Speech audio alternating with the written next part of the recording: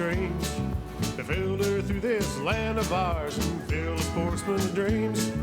Enjoy what nature holds for us, her bounty never ends. Getting back to basics with the practical sportsman. It's always an adventure, no matter where we go. From a favorite hunting spot to the hottest fishing hole. Outdoor life we all can share with family and friends. We'll do it all together with a practical sportsman. We'll do it all together with a practical sportsman. Hello, sportsmen. Can you believe all the days we've had in February when it's been in the 40s and raining? I cannot advise you to go ice fishing. It's not practical or reasonable this year. We're going to take this break to show you what last summer's outdoor fair was like, the changes we're making this year, and why. We have a classic deer hunting story told by a 5-year-old. The magic attractant is sparkly crayons. Plus, there's a lot more. So you stay tuned. I'm Fred Trost, and you're watching The Practical Sportsman. We were both coloring in a coloring book. Oh! Uh-oh. You're leading me, aren't you? Yes, I am. You're leading me this one? Yes, I am. Well, I had some friendly competition last year at our outdoor fair with Bob Harmon from the Livingston Archers, and while quite a few people enjoyed trying shotgun shooting at clay pigeons like Michelle Fleener from Brighton, a lot of newcomers seemed to feel a little self-conscious. Now wait a minute. Got one. And that was on camera. Oh no, get away from me. Well, we'd love to get more women and kids into the shooting sports, but too many are too shy. Now, when you're ready, you got to push this forward, okay? Huh? Go ahead, you can push it. Youngsters enjoy shooting guns, even when they don't hit anything for the first few times. This young fellow is standing on the trap house. The clay target will come under his feet.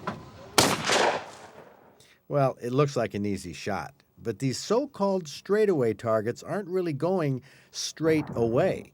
The target is actually rising slowly, and it's common for shooters to shoot underneath it, where the bird was just a moment ago. Now, the target wasn't going straight away. It was rising a little bit, just enough to miss. That's a common mistake, even for experienced shooters. Now, Bob Harmon is going to try clay shooting the hard way with a .410 pistol. Pull. 2 targets, but only 1 shot. One. I can't get the double, can I? Well, hitting 1 target with a .410 pistol is tough enough, but we'll never know which clay pigeon Bob was actually aiming at.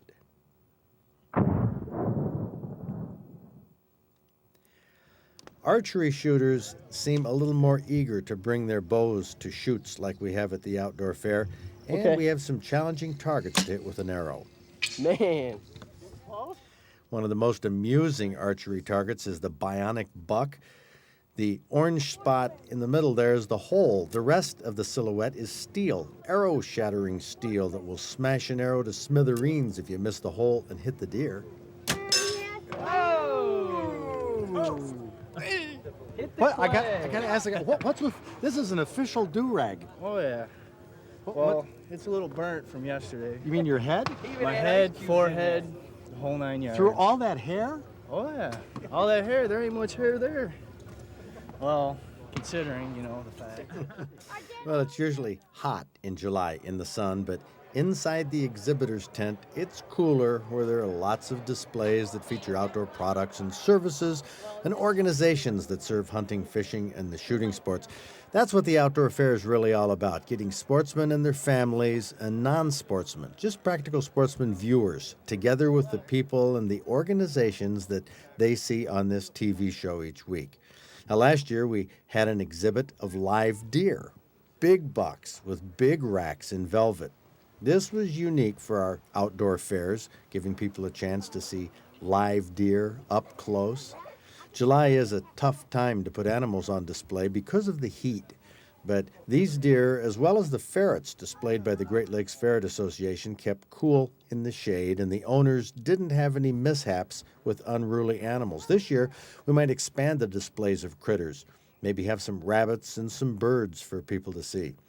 Of course, we will continue Puppy Alley. The 80 acres at the Livingston Conservation and Sports Association is shaded with lots of big trees, makes for happy people and happy puppies. I mean, who could resist buying a little pooch like this?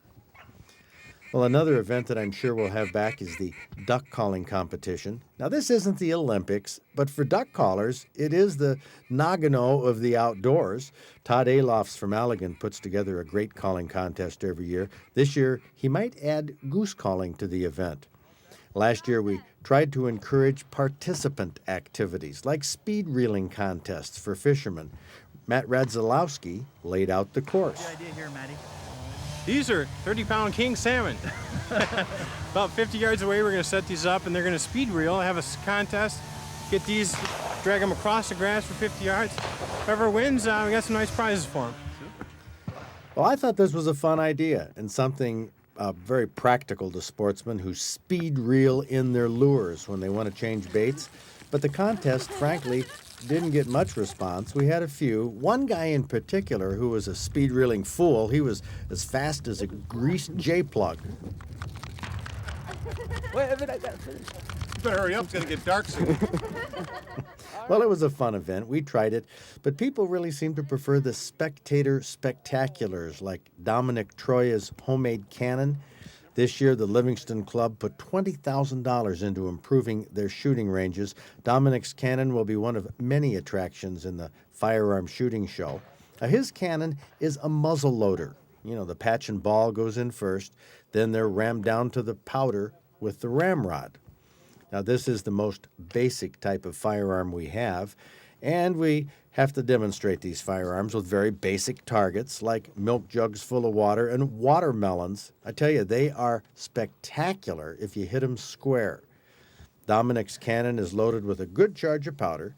He let me crank down the barrel and set the crosshairs of the scope right in the middle of the melon. What's so much fun about this?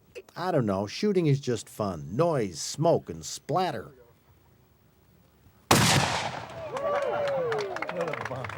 Yeah, that was really cool to see live. But on tape, with a shutter speed of 1/1000th of a second, you could see the ball heading towards the melon. See it there on the left? The videotape frames at 1/1000th of a second show you what happens to a watermelon when it's hit by a lead ball from a muzzle-loading cannon. Pretty spectacular, huh? Well, Dominic got the idea of bowling with his cannon. So he set up 10 bowling pins downrange in the traditional 10-pin figuration. What do you think? Can he get a strike if he puts the lead ball in the pocket?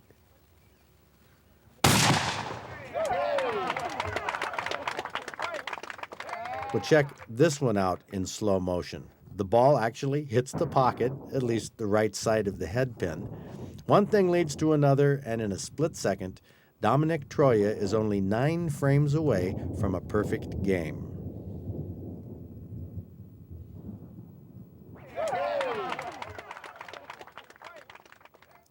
You can see where the ball entered the pin and where it exited.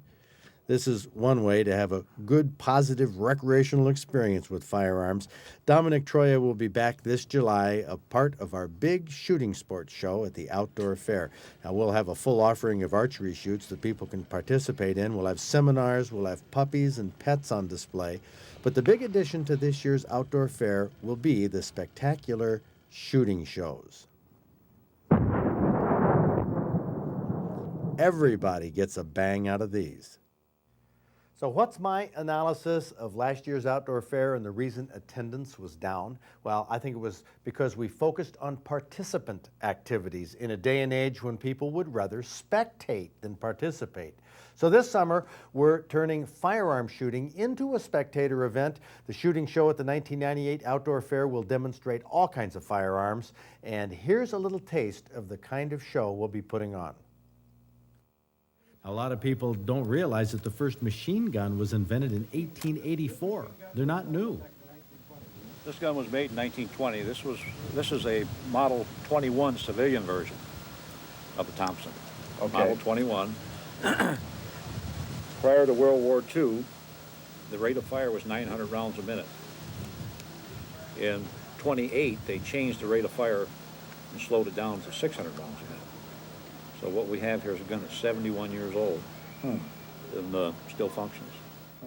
Harry Reinfelder has a license to own and demonstrate machine guns.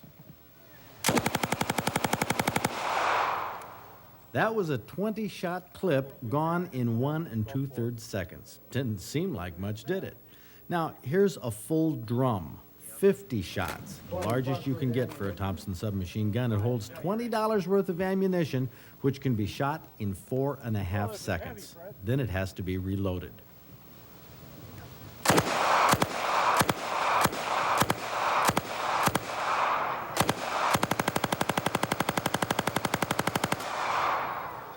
Machine guns are expensive, heavy, cumbersome, and not very accurate. Not practical for most criminals, despite what you see in the movies.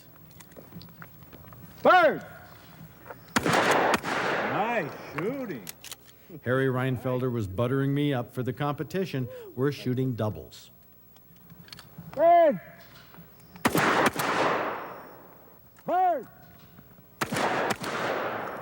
Red Ball is a sporting clays champion, and I was having a pretty good day, too.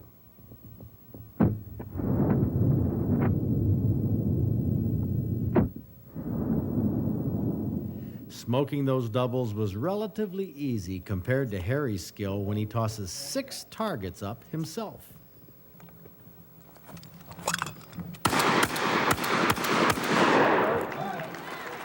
Six targets with 5 shots. Now Harry goes for 7. He's going to have to shoot fast.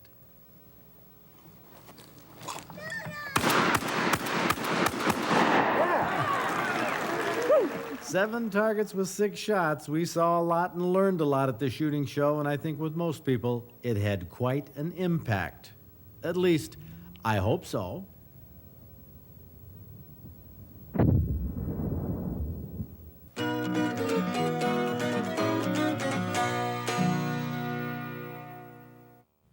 Well, that clip was from shooting shows like we used to do at the outdoor fairs in the 1980s. We're bringing back the shooting show July 18th and 19th at the Livingston Conservation and Sports Association in Brighton. Now, we're going to have lots of hunting, fishing, and shooting experts at the outdoor fair doing seminars that you can watch. Of course, that's the spirit of the 90s. And of course, our own Mark Raymond and Professor Finns will be there. These dogs won't retrieve. Mark Raymond from Clearpoint Dog Training usually works with established breeds of bird dogs, whether they're pointers, setters, or retrievers. But you know, not everybody who hunts has a purebred hunting dog. These hunters often ask Mark, I've heard that some mutts turn out to be good hunting dogs. How do you tell if a mutt has what it takes? Well, I guess the best way to tell if a mutt has what it takes, the same methods you'd use for a pointing dog, a flushing dog, a retrieving dog. There are certain things you want to look for in a puppy to find out that he has the natural instincts, the hunting instinct. Some, even mutts, will have a pointing instinct. So the best way to find out is to take that dog out. If you're looking for a bird dog, expose him to a quail as a puppy. You get this puppy, or you go looking at a litter of mongrel pups, take a quail, a wing with you, and if the dog would chase it and has a lot of drive and desire, and you see he's excited about this, he's a very bold, energetic dog that probably will make a good hunting dog. You can train any dog to hunt. It's simply getting this dog to use the natural instincts he has. So you need to find out whether or not this dog has those natural hunting instincts. Everybody can see the logic in using live bait for panfish, whether it's worms or wigglers, corn borers or grubs. But a common question that Professor Finns is asked is, why do some anglers also put little pieces of plastic or rubber on the hook? I found that it's a distinct triggering advantage to have something that has a little more flexibility and a little more movement in the water. What I like to do is take rubber balloons, cut them up with small sharp scissors into little 1/8 inch, 3/16 wide by 1/2 inch to 3/4 inch long, depending on the size of the lure, and add that to it. My overall color preference is purple, and but also want some chartreuse on hand. But with those two colors, depending on the conditions, any lake in Michigan will really add to your catch of perch and bluegill. How come? Well, who knows? It's just one of those things in fishing. A lot of things are like that. Why do they do it? We don't know, but as long as I know they do it, you know, it'd be nice to know, but I don't need to know. I just know that it drastically increases the catch. But those are the only two colors you need, is the chartreuse and purple, or reddish. You can also use an X-Acto knife or a razor blade and shave some little tiny pieces about the size of a pencil lead off from a purple or red or chartreuse plastic worm and use those. But the balloons just have a little bit more flexibility, and I like that a little bit better.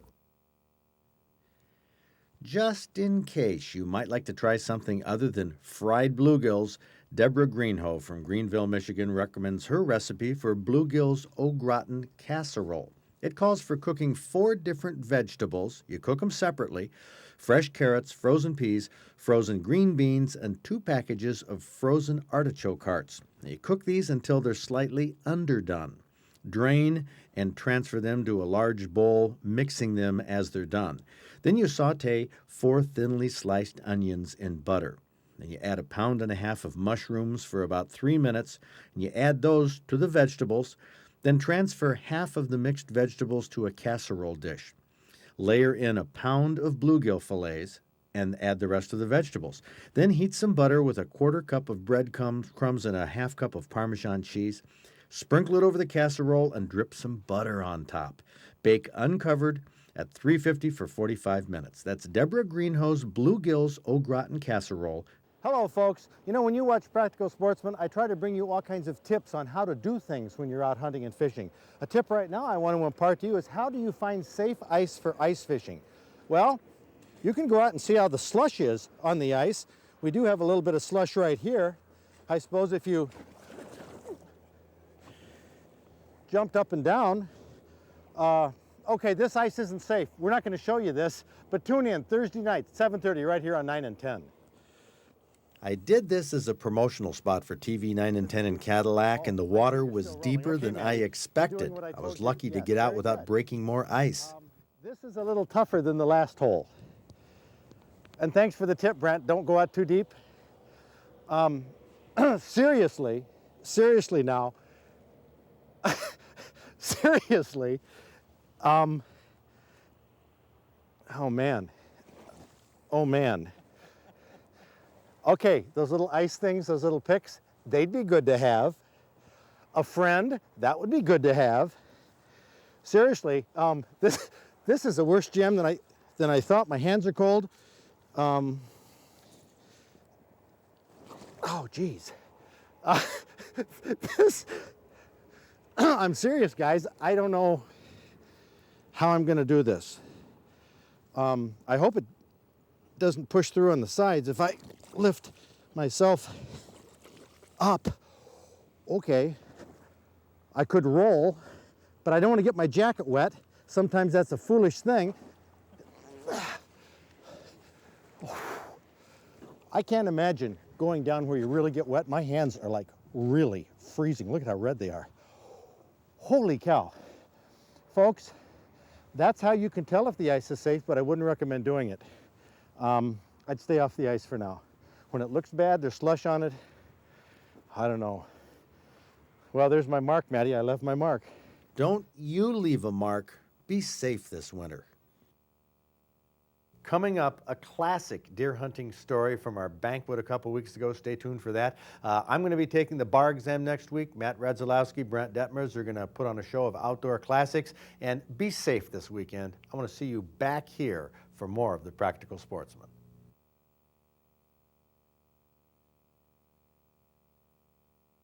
Well, this is Alan Rotaller from Clarkston, who is hunting Oakland County for this buck. And you have, of course, you have a T-shirt on right here with the photo. Yeah. And those are pretty neat. And your daughter here has the son?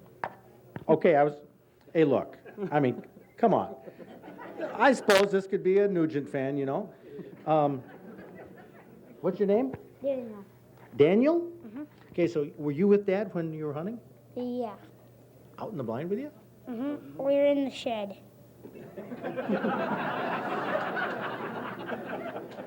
In the shed, huh?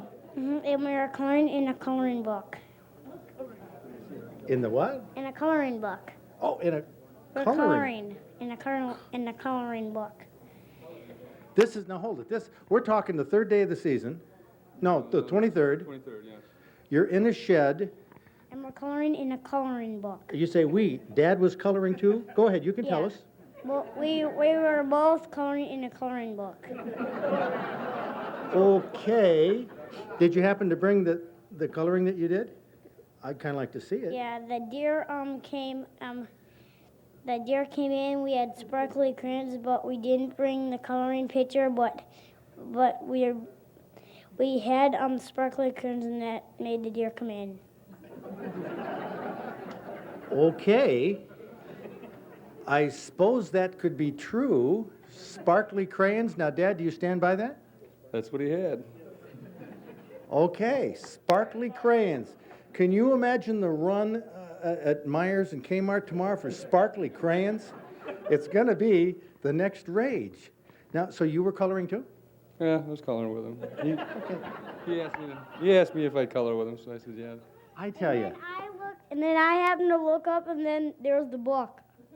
I said, Dad, there's a book. And he said, put my gun down. And then I said, Dad, a little bit louder than the book. And get my gun up now.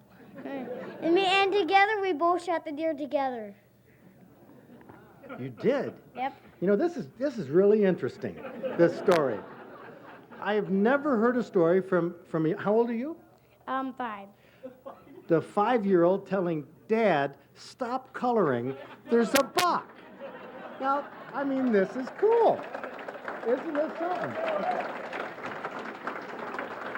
You know what, Daniel? What? It's a darn good thing you were with your dad that day. You know why? Why? Because if you weren't with him, he might have just gone right on coloring and never seen the buck at all. And you would have never got it. That's right. Dad, I don't think we can add to that story. That is a great buck. Congratulations. And happy coloring. Thanks.